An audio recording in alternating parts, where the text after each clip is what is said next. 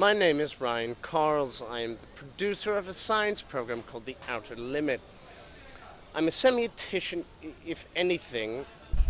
I'm looking for what are these things that will lead to the paradigm shifts. I'm looking at what are these things that people are doing, these efforts that maybe aren't recognized or perhaps are only in the early stages of really being a part of the mass awareness that will eventually ignite that fire which is unable to be quenched, that all of society will be able to recognize, see the light, and change. This is the moment when people understood that the sun does not revolve around the earth, rather the earth revolves around the sun.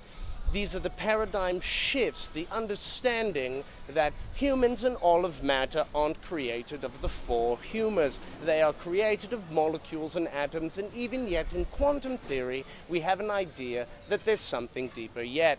These are the paradigm shifts. These are the modes that cultures get locked in that defines everything that we have around us. And it takes the groundbreaking work to shift that, to turn it on its ear. Wearing bunny fur. I thought I was the silliest looking person on the street.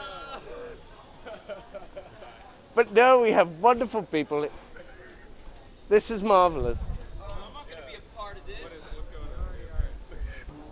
Yes, I've made observations of the Sex album. Instantly, there's something that you'll notice that goes beyond the music itself. To the layperson, it sounds as if it's any sort of recording. It sounds like any other dance disco track.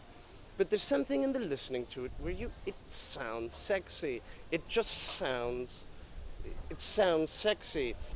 There's something in the music itself that is more than the beats and the measure and the melodies and the counter melodies and the rhythms and the hooks and the chorus and the coda. Certainly there's something that goes beyond it, and there's something in that intent that's recorded and manipulated throughout in the same way that one looks at a photograph of a particular moment in time.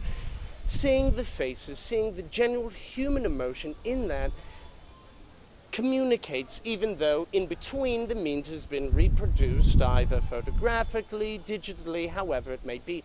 The Sex album has that same sort of thing.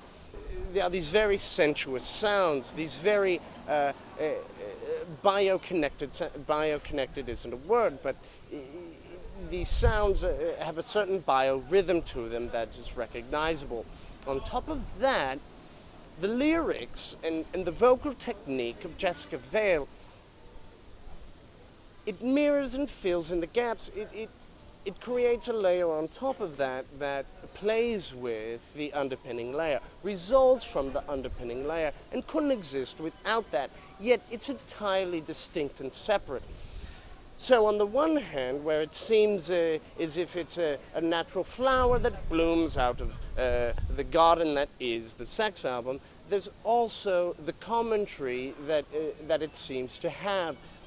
That layer of outsideness, of voyeuristic point of view, commenting on what's happening as a part of it.